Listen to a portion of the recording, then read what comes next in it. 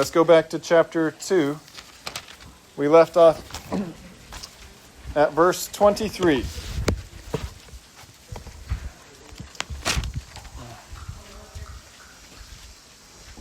So on our outline, we're at number 4. Solomon takes us beyond human effort to consider the work of God more fully. So we have Solomon hating life, declaring vanity, telling his story. In verse 24 he says, "There is nothing better for a person than that he should eat and drink and find enjoyment in his toil. This also I saw is from the hand of God. For apart from him, who can eat or who can have enjoyment? For to the one who pleases him, God has given wisdom and knowledge and joy. But to the sinner he has given the business of gathering and collecting, only to give to one who pleases God. This also is vanity and a striving after wind." The transition from verse 23 to verse 24 is one of several places in Ecclesiastes where it really throws you off and catches you off guard, because Solomon was really building up the despair and taking you straight downhill in your mind and in your experience and in his story of vanity. And then he just says, there's nothing better than to enjoy all of these things. And there's a couple things he could be doing. One could be he's keeping a logical argument going, and he's actually giving you a sort of hedonistic, despairing life philosophy. You have a record of this in the New Testament. Paul writes about people who say, "Let us eat and drink, for tomorrow we die." Everything's cursed and dying and all this, so just do what you can right now. But I don't think Solomon is doing that. He's not giving this as just a despairing statement. Instead, the way to think about this is that he has switched from his autobiography to preaching to you. So he's been saying, here's what I went through and here's where it took me.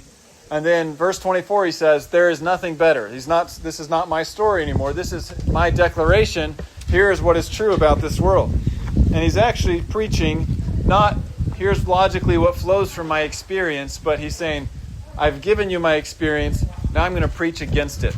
He's preaching against what he just experienced. He says, I went through this and this is where it took me, but I'm going to declare to you that this is what is good about life. That there's nothing better than what I've just described here. He's going to declare to you that God who has cursed this world is also the God who gives good gifts in this world. So he spent a lot of time saying God has put vanity on this world and he's holding it place and you can't escape from that. At the same time, God is doing more than that. God is also giving good gifts in this world. And those good gifts, summarized here, eating and drinking and finding enjoyment and toil.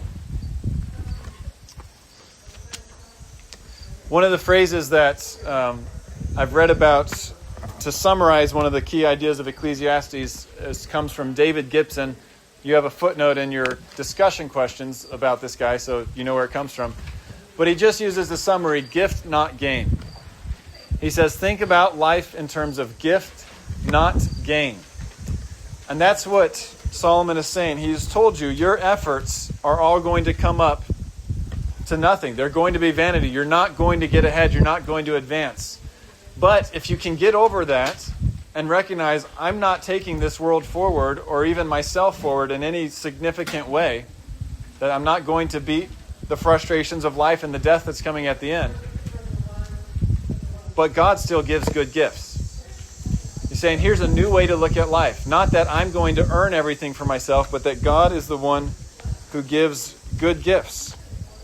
And it's not just because we go out and get them for ourselves.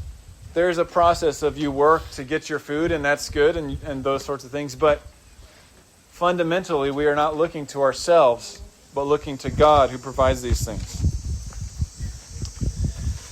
We call this common grace. God provides good things. And I want to be clear about this mini sermon that he pauses and preaches when he says, there is nothing better than this. He's not preaching the gospel to you yet. To preach the gospel, you have to defeat the vanity. You have to defeat death itself to have the good news that is shown in Jesus Christ. We're going to get to the gospel in Ecclesiastes. He's pausing and he's saying, I want you to look at the world around you and see what you experience and what other people experience, whether they're believers or not, whether they fear God or not. People will receive good gifts in this life. And this is actually something Jesus takes. You might remember this from the Sermon on the Mount. This is why you love everybody instead of just loving your friends. Jesus, Matthew 5:43, he says, you have heard it was said, you shall love your neighbor and hate your enemy. But I say to you, love your enemies and pray for those who persecute you, so that you may be sons of your Father who is in heaven. For he makes his sun rise on the evil and on the good, and sends rain on the just and the unjust. God is working in this world to provide the sunshine and the rain that people need to survive and to continue on. And he's not just providing it for the people he likes, so to speak. He's just providing it for people in general. This is common grace. And Solomon's going to preach here that here's how you come to understand the world you're in more fully. You don't just see the way that God has frustrated this life by putting us under the curse because of our sin, but you see that God is still providing good things. This is coming from God's hand if you can eat, and if you can drink, and if you can find enjoyment in your toil. And it's an important message to think about just at the common grace level. What if you could be content? What if you just tried contentment? Instead of always having to get more, instead of always trying to get ahead, instead of doing like Solomon and having all the building projects and the one more experiment to get where you need to be, and your eye never being satisfied with seeing and your ear never being satisfied with hearing, what if you were just content? And so he puts that out there. He challenges you with that question. But again, he's not told you the gospel yet. He hasn't yet told you, here's how the curse is defeated. I'm about to be chasing the wind.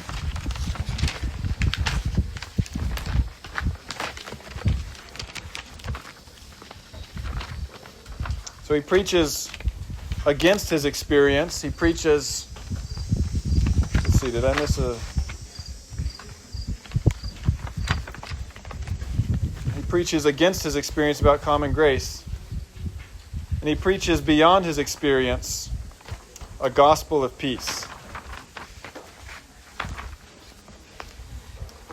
Chapter 3, verse 1. For everything there is a season and a time for every matter under heaven. These words introduce maybe the most famous poem in the Bible. What we're about to read is something that you can find all over the place, either in the words themselves being read at funerals or things like this, or just being remembered in different ways. It's based on this idea of time. There's a season or there's a time. And so he wants us to stop and think about God's sovereignty. God is the one who has imposed on us the vanity of this world. God is the one who is giving us good gifts in this world. What else can we know about God and his sovereignty? And he says, well, let's stop and think about ourselves in time, having our boundary of time. We are never going to escape time, right? We can think back to the past and we can look forward to the future, but we stay in the present. That's where we are. But God is not bound by time. God is appointing time. Time is this servant that God has as God rules over the world. And so he's going to give us 28 different activities. And he's got a very carefully structured poem, 14 lines, 2 sets of 7. 7's a number of completeness, so we have 2 sets of 7. We have things that are going back and forth, not always like this is the right option and this is the wrong option, or this is better or this is worse, but this is A and this is B.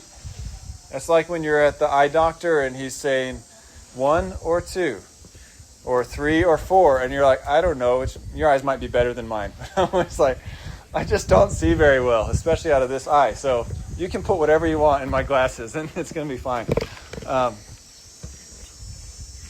He's telling us, but there's these 2 options. And you have to think about, well, which option is it? Which time is it? What time is it right now?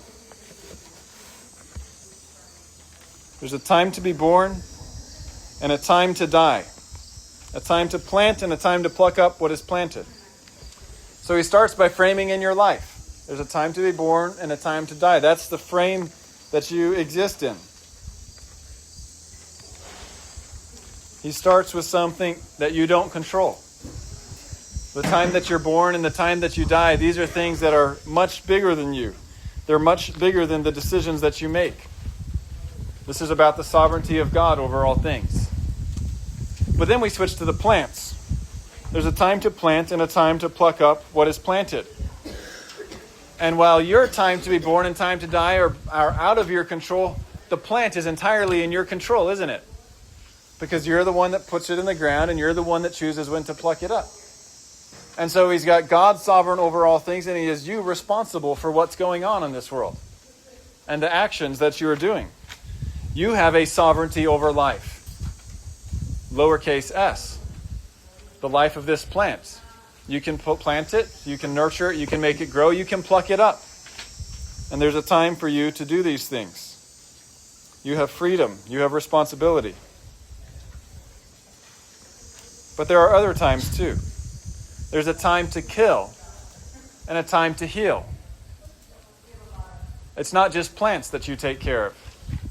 You actually take care of other people. And at one point, at one extreme, your responsibility with other people may be to put a person to death. The most solemn thing probably that any person can do. We can go back to Genesis or other places and recognize God's instruction. Whoever sheds blood, by man shall his blood be shed. There's an appointment of government over this world, an expectation of a capital punishment as a part of the way we are to have justice in this world. And we as humans are responsible for that. So there's a very solemn responsibility on the one side. But then there's a time to heal. There's a time when there's been enough destruction and you're not going to cause any more destruction. You're going to try to bring things back and make things better than they were. You're going to try to redeem something that's been hurt or lost. What time is it right now? It's the question you keep asking yourself as you read this poem. Which time is it right now for me? There's a time to weep and a time to laugh. A time to mourn and a time to dance. So we've talked about your control, your freedom. You control the plants. You even affect one another and have to do with each other. And then there's your emotional experience in life. Another realm of experience. And there will be times when you are weeping, when you're sad. There will be times when you're laughing, times when you're happy. Which time is it right now? You don't always control when you do one or the other. Maybe you have some things that you can do. But you can control how publicly you display these things. So the weeping and laughing you can keep to yourself. But then there's mourning and dancing. There's the outward expressions of these inward emotions. Sometimes maybe you should keep it to yourself. Sometimes maybe you should do it with other people. The times of sadness or the times of rejoicing. There's a time to cast away stones and a time to gather stones together. So if you're counting our list, we've just hit our first 7. Remember this, it's a balanced poem. 7 things, 7 things. We've concluded our first 7 with the time to cast away stones and a time to gather stones together. And this is a really fun one to read about in the commentaries. Why are you casting stones away? And why are you gathering stones? I don't think anybody knows. At least that the commentators I've read, there's ideas you can talk about. Like, is this a building project and a demolition project? What are we doing? Casting away stones and gathering these stones. It's interesting that he puts something, I would say, fairly mysterious here right in the middle. What are you supposed to be doing with your life? Again, something at your age, as you're making lots of decisions up through high school, moving into college, or maybe not into college, considering different careers, different options, staying close to home, going away from home, all these sorts of things. And maybe this will be the verse you're like, well, this is what I need to go do right now. I need to go just throw some stones or something. What are we supposed to be doing with our time? I think here at the center, he's actually intentionally giving us something nebulous. It's close enough to activities we actually do that we're like, yeah, these are things that we do. But what's the connection? It's hard to say. What other time? Next, a time to embrace and a time to refrain from embracing.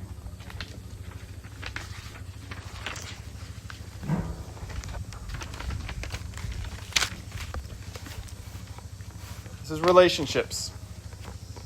And in your relationships, there's a time to embrace and a time to refrain from embracing. Sometimes it's really good to be close to another person. Sometimes it's not so good to be close to another person. Those things are both true. It's interesting because I think we default to always saying, more relationship is good. Well, it is good a lot of the times, but as you go and do more and more relationships, you're going to realize there are some relationships I should not be having, or at least I should be keeping them more at a distance, and you're going to go find a book called Boundaries and read about how am I actually supposed to protect myself from the bad relationships and all these sorts of things. There are things you have to sort out in your relationships. When are you supposed to be close to a person? When are you not supposed to be so close to a person? Sometimes it's not so simple. There's a time to seek and a time to lose. A time to keep and a time to cast away. Another one that the commentaries puzzle over, one of the suggestions I like about this is that perhaps it is connected to the time of public mourning when they would tear their clothes. There's a time when you're supposed to show visibly what's going on in your life if it's a time of grief. When there's a time you just need to put yourself together and be presentable and be normal and not be showing those sorts of things. I think you could probably come up with other ideas about that kind of time. There's a time to turn your page back because it's switched. Sorry. Time to seek, time to lose, keep, cast away, time to tear, time to sow. I can't even remember which one I read last. Sorry about that. Seeking and losing. You probably have too much stuff. Get rid of some of it. Okay? There's a time for that. And there's a time you don't have enough stuff. You need to go get some more. That's another thing that you should be busy with in this life. Keeping and casting away. Time to keep silence and a time to speak. If we're thinking about times of mourning, then that's maybe one of the hardest examples. What are you supposed to say to someone who's just gone through a tragedy? Is it okay to say nothing? Is it bad to say nothing? Are they going to be upset if you say something? Are they going to be upset at you if you don't say something? If you're that person, do you wish that somebody would say something to you, or do you wish they would stop talking? It's difficult, isn't it? What time is it? Time to keep silence and a time to speak. There's a time to love and a time to hate. A time for war and a time for peace. This verse, if you want to sit down and analyze this poem for yourself, one way you can do it is to put a positive and a negative, plus minus, plus minus, plus minus on these statements. You'll see a pattern. He says time positive do, negative don't do. Again, not like better or worse necessarily, but do a positive activity, do a negative. Here in verse 8, we wrap it up with a little pattern inside the pattern. Time to love, positive, hate, negative, war, negative, peace, positive. And so we're closing our poem up with this last set of times. And it's interesting how he brings this to a conclusion. Because he's wrapping the statement in the love and the peace. Those are what are giving us our boundaries for what's going on. When should you hate someone? I'm not going to make you answer that. This can be a time to be silent for you if you want. When should you hate someone? Well, maybe there's an answer when somebody just started fighting in the back. That's the last time I'll call you out, Alex. Don't worry. I'll try to remember. I've got Ashton right here, and I'm calling you out in the back. His older brother is sitting right up front. Sometimes we hate because of our love. And that's often how this works. So one of the easy examples, you could say, if you love children, you hate abortion. All right, you can't have a middle ground in there where I love children and I love abortion at the same time. You're not going to be loving both things. The hate and the love are going to go together. If you love your family, you're going to hate those who want to attack your family. War and peace are this at the level of society. There's something you love so much that you're ready to go die for it. That's the war. But the goal is peace. We're not here because we all want to be dying all the time. Some wars are fought for that reason. People just want to have conquest. But a time for war, it means there's something worth fighting for. But the goal is peace. And so he takes all of these times, and this is where he does really start preaching the gospel to you. He's saying you're going to go through this life with all of these times, and you're going to go through this life with a common curse and a common grace. You're going to have vanity and frustration that keeps landing on you all over the place, and you'll have some good gifts that you have that you can really enjoy along the way. But all of this is not just meaningless repetition in circles and you're trying to make the best you can with it. All of this is actually God's appointed time with a destination, and the destination is peace. The destination at the end is not death. The destination is not vanity. The destination is peace. And so this is, as he's opened up this book, He's presented vanity. He presents that very strongly. He gives us common grace, and he has us think about all the things that are a part of that. And there's many good things that are involved in that. But then he wants us to drive to a certain point. He wants us to drive in the direction of peace. And then there's verse 9. What gain has the worker from his toil? It's a great question after you've got this beautiful poem that you can read everywhere. But if you read the verse right after it, it's like you're so what? Okay, so that was really pretty. So what? Where's it all going? How are we actually going to get ahead? And Ecclesiastes will always do that. It'll start encouraging you a little bit, and then it'll come back and say, oh, by the way, here's some more vanity. Where's the gain? I have seen the business that God has given the children of man to be busy with. He says, okay, I will answer that question. Remember, this is our question from the beginning of the book. Chapter 1, verse 3. What does man gain by all the toil at which he toils under the sun? What is the gain? And he says, well, let's talk about it in terms of what God has done. Let's talk about it not in terms of how we're getting ahead, but what God has given to the children of man. And the first thing he says then is, he has made everything beautiful in its time. Another one of those statements to pause and think about. Is everything actually beautiful? Can anyone think of anything that's not beautiful?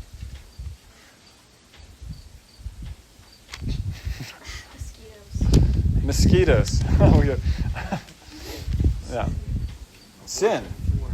Yeah, what about sin and thorns? And what about death? And if you start down that track, then you can start thinking of lots of things. So what is it? Why would he say God has made everything beautiful in its time? Well, one thing to do as you read Ecclesiastes, just always ask yourself, have I heard this in Genesis? In some ways, you can think of Ecclesiastes as taking Genesis and explaining how the first couple chapters of Genesis apply in the world. You go to Genesis chapter 1 and you say, oh, here's a story about God making everything beautiful. What does God do? God creates the world and he starts putting in everything in order day after day. And every day God pauses and says, that's good. And he does it again. And then he says, that's good. And he does it again. And by the time he gets to the end, he says, this is very good. And so we actually have the story of God making everything beautiful in its time. But now the statement is pushing us to think, can that be true after Genesis chapter 3? After Adam sins and is cursed, and after Cain murders Abel, and so the world goes. Can there be beauty? And he's challenging us to believe something that we're not going to see with our eyes as we look around this world. We can't look at the world and say, I see that everything is beautiful. But he does want us to believe that God is the God who creates good things, and that God is a God who does good work and makes everything beautiful. But we have to wait for God to show us how that happens. And that's what the next part of the verse says, as we're looking at verse 11. Also, he has put eternity into man's heart, yet so that he cannot find out what God has done from the beginning to the end. How is everything made beautiful in its time? Well, that's going to be an interesting question to you. Do you know why? Because eternity is in your heart. And so you're not going to just stop with the question, well, I just want to know if my life can be beautiful. And that's good enough for me. If I can just take care of myself, I don't really care about the big picture or the story. You're actually made differently. If that's all you care about, then you've probably just been through enough disappointment that you've given up. But your heart's going to want to dream. Your heart is going to want to know how something can be bigger than all of this. What about the people from the past? And what about the people in the future? What about eternity? Your heart's going to want to figure that stuff out. Because God made you that way. God designed you to be someone who endures. Someone who's not just bounded by the time you were born and the time you died and then you cease to exist or something like that. God's made you to permanently exist. And He's put eternity in your heart. But He hasn't told you the answer. He hasn't said, here is how all the pieces fit together. Let me just show you right now how it all looks. He's made you this way. He's made you with this longing, but He has not told you the answer. He's humbling you. You have to trust that God has done this, but you can't see it.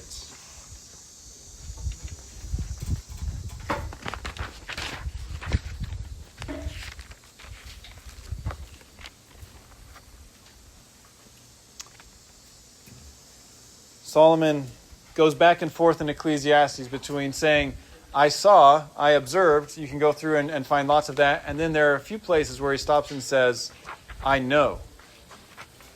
And it's interesting to ask the question, how does he know what he knows? Sometimes it's like, well, he was looking at it, and so he knows that's how it works.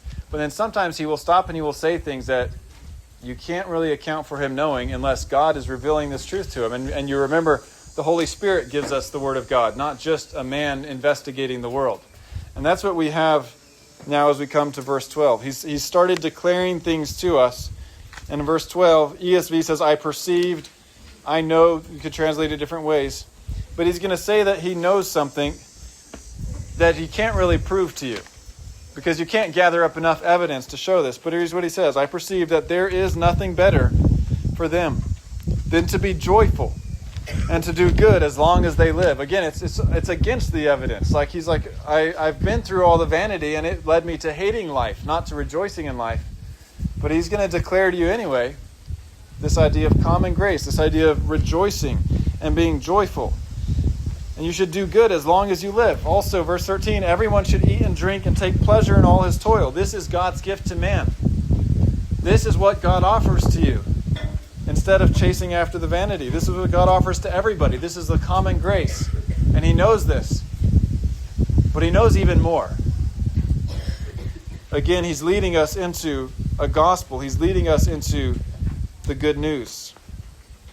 And that's where we come in verses 14 and 15. The application of the gospel is to fear God.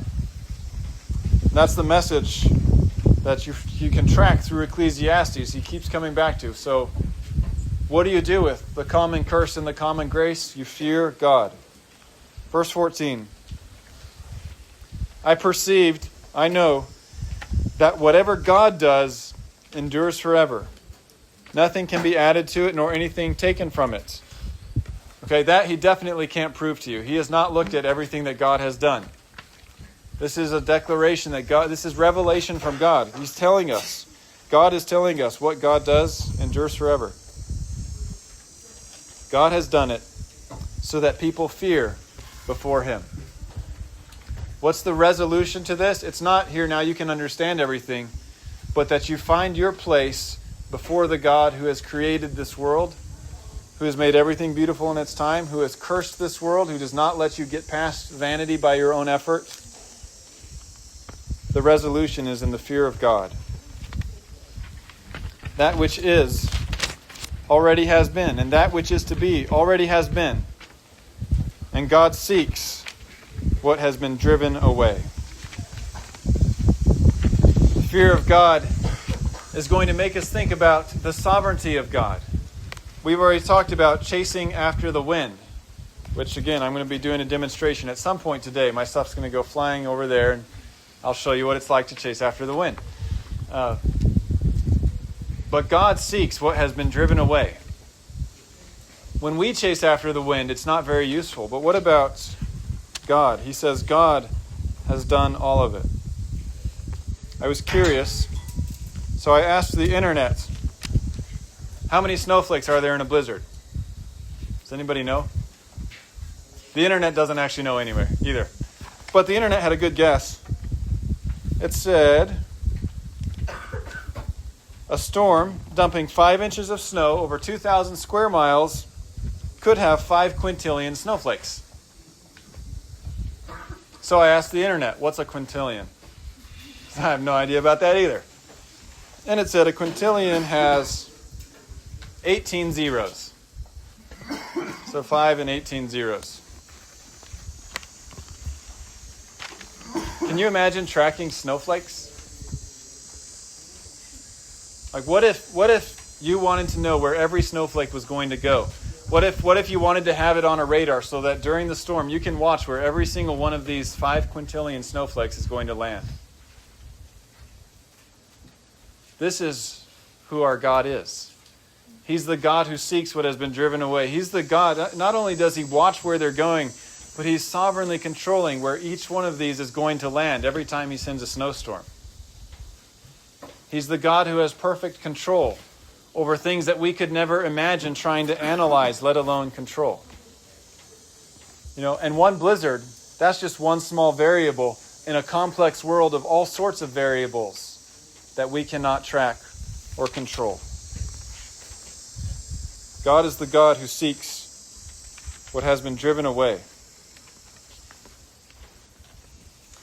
You're not going to be able to wrap your mind around what that means for the world that we live in. Again, you can do the thought experiments. You can study blizzards, or you can study other phenomena in this world. But where it will really be interesting for you is in your own life. As we were discussing vanity and our experiences of vanity, some of you have experienced various forms of vanity. And the bad news that I have for you is that there will be more of it, and it will get worse. You know it, some of it. God mercifully won't give you all of it that is possible. There will be the common grace too. But it will get worse, and it will get to the point where you can't keep track of it anymore. Where the suffering or the pain or the hurt that you've gone through, or the sins that you've committed, or the guilt that is setting on top of you, or the disappointment or the regret or whatever it is, it's going to go beyond what you can track down. You're going to try to hang on to it. You're going to try to control it. You're going to try to sort it out and make sense of it. But it's going to get beyond you. It will be driven away. And what this verse is promising is that you have a God who seeks what is driven away. That even as your own life and your own experience are taken beyond where you can follow it, and you're left just hanging out there without a solution, and there's nobody that can solve this problem, God has that under his control. There's a verse in the Psalms that I think speaks powerfully to this idea. Psalm 56, verse 8. You have kept count of my tossings. What are my tossings? Maybe that's laying in bed, rolling over back and forth because you can't sleep. You have kept count of my tossings and put my tears in your bottle. Put my tears in your bottle. Our tears are sort of the physical manifestation of the things that we can't keep up with. They're the things that are getting driven away, and we can't track it all down. We can't cope with that much. So the tears come out. And it promises that God has every one of those tears. They haven't been lost. This is not a blizzard where God is trying to figure out where he is and what's happening. God is actually catching every one of those, and he's keeping them together, and he's holding on to them because he's taking care of you, because he's sovereign over all things. Because he's the God who makes everything beautiful in its time. So he even catches the tears. And you don't know what his plan is for those, but you can know that he has a plan. God can bring good even out of evil. He can defeat the curse. He can defeat death itself. So you fear God. And that we'll come back to the fear of God as we come to the last lecture and think more about the fear of God. But the fear of God is the phrase that's going to capture what you're doing when you're truly and properly humbling yourself before God and you're submitting yourself to Him. The fear of God is what happens to you when you truly believe that God is bigger and more majestic and more awesome than anything else. You can think of fear as in terms of being overwhelmed. Overwhelmed to the point of action. If you've ever been frightened, that's a very short, small version of this. Something jumps or moves, and I jump because it overwhelmed me to the point of action. Hopefully I recover quickly. But then bigger fears are doing that. They're overwhelming us. You think of things that you worry about and you can't get it off your mind. And so it's making you do different things, or you're not focusing as well as you should. Fear is what's overwhelming us, and it's driving us to act in certain ways. The fear of God is not being frightened of God like you jump when you discover that He exists. That's that deeper experience where you have this settled recognition that God is overwhelming, that God is bigger and stronger and more majestic than anything else. And that fear then controls the way that you act and live, the way that you conduct yourself, the words that you say, the things that you think about, the decisions that you make. All of that comes underneath this reality that God is bigger and greater and He is sovereign. The fear of God knows about the sovereignty of God, but the fear of God also knows the attributes of God. And it knows that message of peace. That as God appoints everything, a time for all things under heaven, and there's the good and the bad and the better and the worse, that this is all driving towards something that is good because He is a good God. And so the fear of God is humble before God, but is attracted to God. The fear of God says that it is good that God is in control. It is good to be humble beneath Him because He is the one who brings peace. The fear of God makes us stop building the kingdom of I, me, my, and myself and say there's a much better kingdom to build. There's a much better kingdom to participate in, and that is the kingdom of God.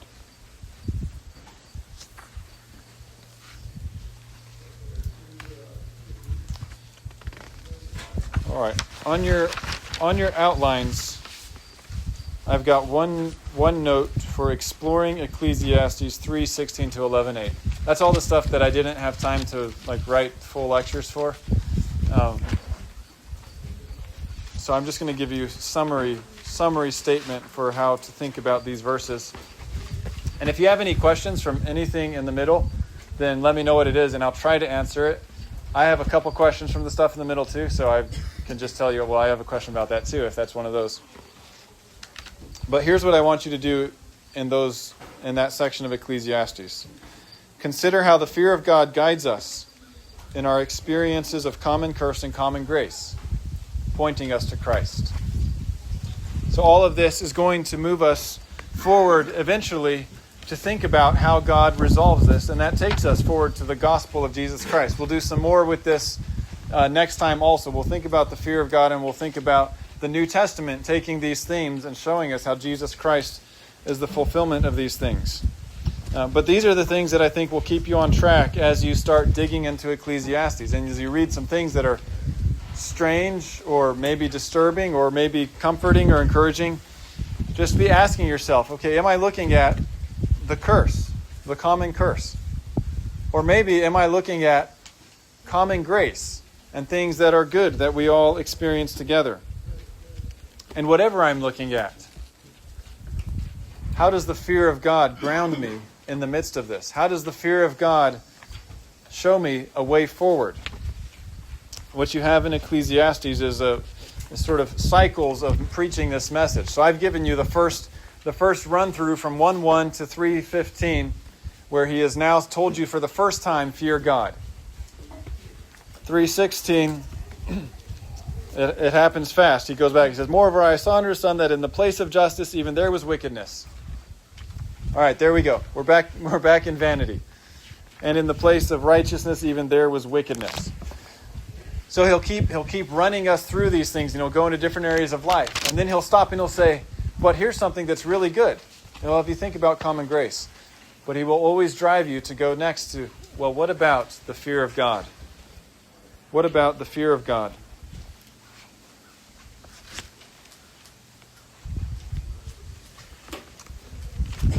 We'll stop there for now. Let's pray. Father, you are a good God who gives good gifts. And we want to thank you for those gifts. We thank you for the opportunities that we have to laugh and to smile and to work and to enjoy the work that we do and to see the fruit of our labors. We thank you that you give these gifts not only to us, but to many people, to those who believe and to those who not believe, because you are a loving and merciful God and a gracious God. But Father, we pray that you will help us not to receive these without thinking.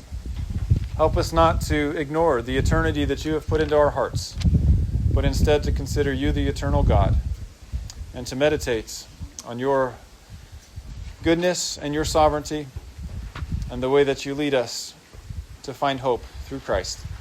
We pray in his name. Amen.